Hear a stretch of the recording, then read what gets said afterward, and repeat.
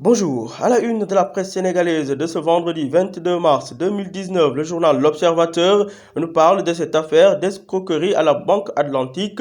Vague d'escroquerie sur l'Atlantique, titre L'Observateur, qui nous apprend que le montant porte sur 9 milliards de francs CFA. L'ex-directeur général et 4 responsables de la banque devant le doyen des juges, le groupe Allegro à l'origine de la plainte. L'Obs qui s'est intéressé également au Hajj 2019 entre retard et coûts élevés, crainte à l'appel sur le pèlerinage à la Mecque.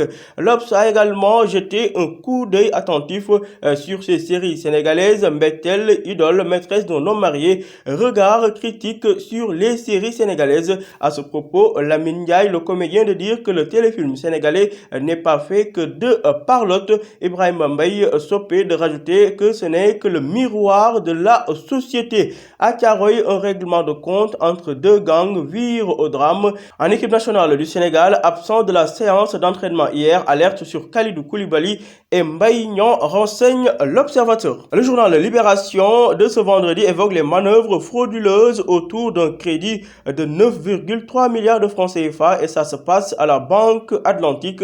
La chambre d'accusation gifle entre guillemets la Banque Atlantique et pour cause, elle demande l'inculpation pour escroquerie d'Al-Hassan Kaba, Pierre Ndiaye, Kadio Diop, Georges Lawson et Hélène Oubda, respectivement directeur général de la Banque Atlantique, chargé de clientèle du groupe Allegro, chef du service de recouvrement, directeur des risques et directeur juridique au moment des faits en cause. Libération nous apprend comment la banque a voulu fermer bas sur 9 titres fonciers de Zoyer Wazni selon l'arrêt de la chambre d'accusation.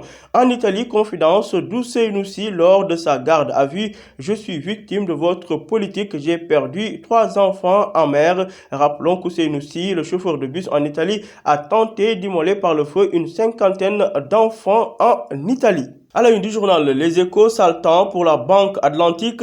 La chambre d'accusation demande l'inculpation de l'ex-directeur général Al-Hassan Kaba et d'autres directeurs.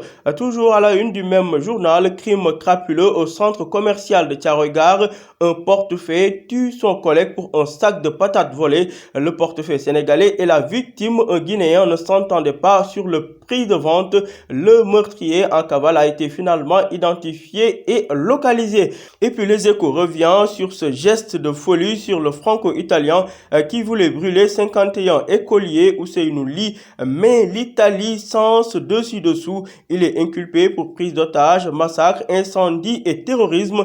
Son avocat, maître Davide Lucchini, de dire que c'est un geste irréfléchi. Il est athée et n'a aucun lien avec le terrorisme. Le ministre italien de l'Intérieur de déclarer ce méchant doit payer tout seul.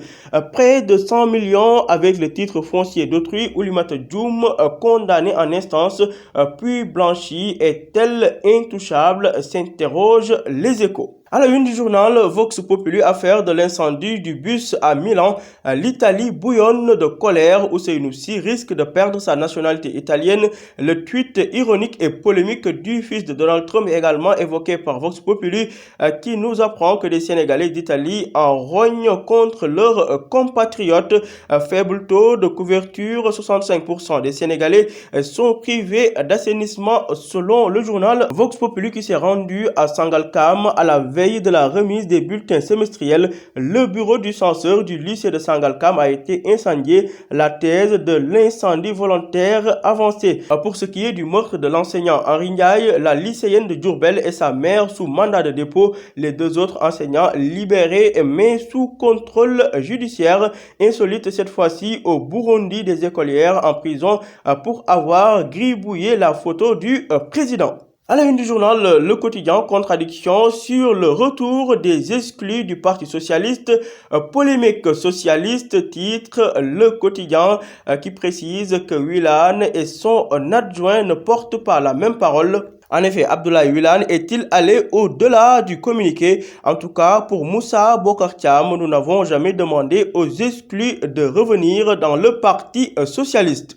Nous restons toujours à la une du journal Le Quotidien, prolongation du mandat des députés jusqu'en 2024. La plaidoirie de Maître Ousmane Seye à lire, page 5 du quotidien. Daouda Niane Diop, membre du bureau politique du Parti démocratique sénégalais, de dire il faut des hommes et des femmes aux places qu'il faut à Diourbel suite à la mort de l'enseignant Henri Ndiaye. Henriette Sambou et sa maman sont désormais en prison. Le journal Enquête de ce vendredi parle des financements nébuleux au cours des campagnes électorales. Démocratie piégée, titre mes confrères, qui précise que l'argent a coulé à flot lors de la présidentielle et dans une opacité totalement entretenue. Ces risques qui pèsent désormais sur la gouvernance et la souveraineté nationale. Et selon le journal Enquête, en France, la question a été réglée car tout don de plus de 100 € est forcément déclaré.